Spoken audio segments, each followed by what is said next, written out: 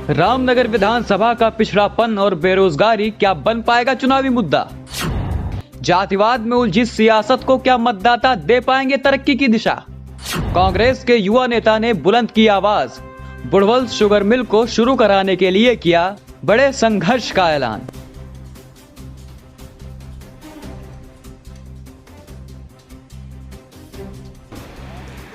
उत्तर प्रदेश के मुख्यमंत्री योगी आदित्यनाथ जब मुख्यमंत्री नहीं बने थे तो बाराबंकी की रामनगर विधानसभा में भाजपा के स्टार प्रचारक के रूप में उन्होंने एक जनसभा को संबोधित किया था।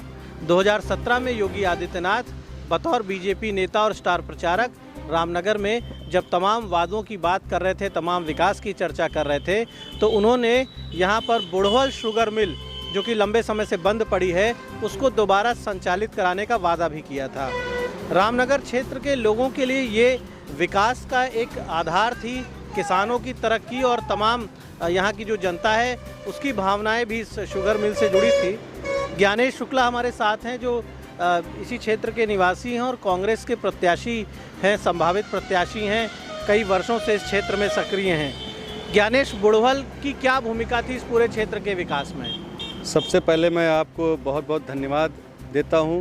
द इंडियन ओपिनियन जो आप इसके माध्यम से लगातार पूरे जनपद में जो समस्याएं हैं उन समस्याओं को उठाते हैं, उसके लिए मैं आपको बहुत बहुत धन्यवाद देता हूं। और आज जो है सोमवार का दिन है, तो जैसा कि आपको पता है रामनगर में महादेवा की धाम है। महादेवा जी के चरणों में हम सब लोग शीश झुकाते हैं। और रही बात बुढ़वल शुगर मिल की, तो मैं बताना ये चाहता हूँ कि ये जो बुढ़वल शुगर मिल हमारे पीछे है, ये ऐसे नहीं हुआ करती थी। मैं इस बुढ़वल शुगर मिल के ही अंदर एक सरकारी क्वार्टर के में रहता था, क्योंकि मेरे जो पिताजी हैं वो पोस्ट मास्टर थे, तो अंदर एक डाकखाना हुआ करता था। उस डाकखाने के वो पोस्ट मास्टर हुआ करते थे, उनको सरकारी जो है आवास मिला हुआ था।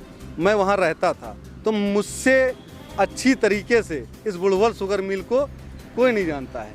मैं यहीं रहता था, यहाँ से रिक्शे से जो है रामनगर जाता था। रामनगर के एक प्रशांत बाल विद्या मंदिर था, वहाँ पढ़ता था। तो हमने रामनगर में बुढ़वल शुगर मिल को देखा है, और वहाँ पे जो आसपास के लोग थे उनको जो रोज़गार मिला था, उस रोज़गार को जो है ये बसपा सरकार ने 2007 में छीनने का काम किया है। और लगातार जब चुनाव आते हैं तो हर पार्टियां ये दावा करती हैं कि हम सरकार में आएंगे, हम बुढ़वल शुगर मिल चालू कराएंगे। बसपा ने तो बंद कराया, फिर समाजवादी की सरकार आई, उससे पहले चुनाव से पहले अखिलेश जी ने वादा किया, शायद शिलान्यास भी किया कि हमारी सरकार आएगी, हम बुढ़वल शुगर मिल चालू कराएंगे। जबकि आपको पता है हमारे जनपद के मतलब दिग्गज नेता जिन्हें माना जाता है वो यहीं से विधायक थे, उन्हें मंत्री बनाया गया, लेकिन उन्होंने भी जो है बुढ़वल शुगर मिल पर कोई ध्यान नहीं दिया। उसके बाद कहिए योगी जी का, आपको भी पता है, सबको पता है कि योगी जी ने जो है कहा था कि जैसे हमारी सरकार आएगी बुढ़वल शुगर मिल चालू होगी।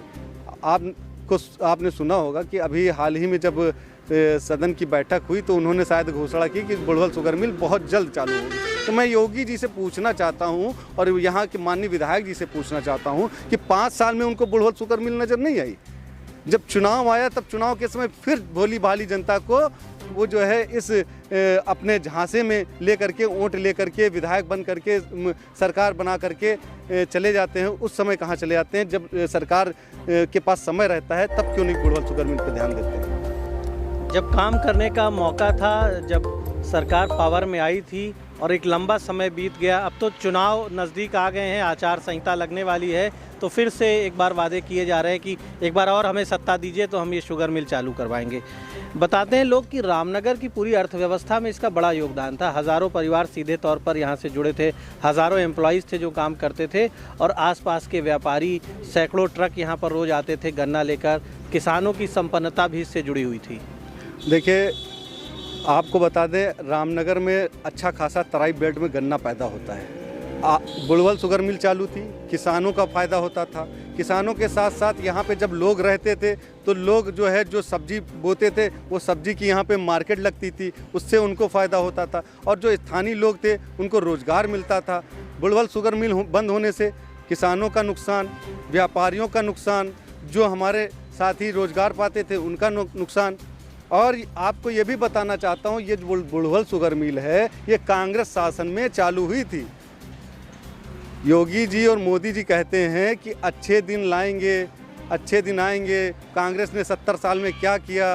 तो हम उनको ये बताना चाहते हैं कि कांग्रेस ने जो भी 70 साल में किया है, मोदी जी वो 7 साल में बेचने का काम कर रहे हैं। चाहे वो एयरपोर्ट हो, चाहे रेलवे हो, चाहे LIC के शेयर हो, वैसे ही शुगर मिल हो, उद्योग सब बंद करने की कगार पे हैं।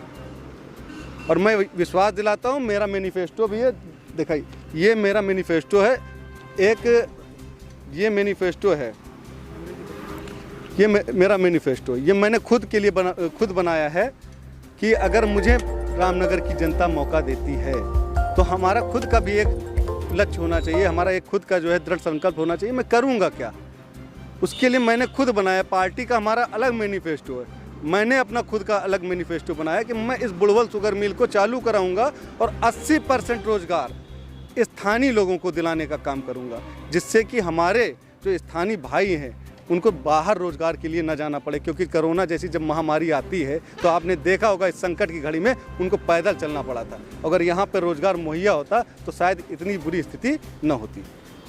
तो अगर स्थानीय स्तर पर रोजगार उपलब्ध हो तो लोगों को पैदल जिस तरह का संकट लोगों ने झेला था वो दृश्य शायद सामने ना आता।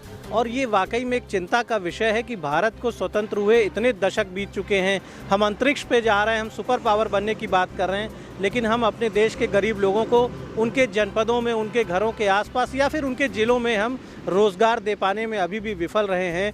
फिलहाल ये चुनाव का वक्त है, सही मुद्दों का बहुत ज़रूरी है कि वो सामने आएँ, जो भी सही मुद्दे हैं, जो लोगों की भलाई के मुद्दे हैं, रोज़गार और तरक्की के मुद्दे हैं। तो बाराबंकी की रामनगर विधानसभा में बुढ़वल शुगर मिल एक बड़ा मुद्दा है और इस मुद्दे पर सवाल उठना चाहिए, इस मुद्दे पर जवाब मांगा जाना चाहिए उन सभी लोगों से जिन्होंने सत्ता का आनंद लिया है, जो सत्ता में रहे हैं, लोगों के वोटों के दम पर जो ताकतवर बने हैं, लेकिन जिन्होंने वादा खिलाफी की है।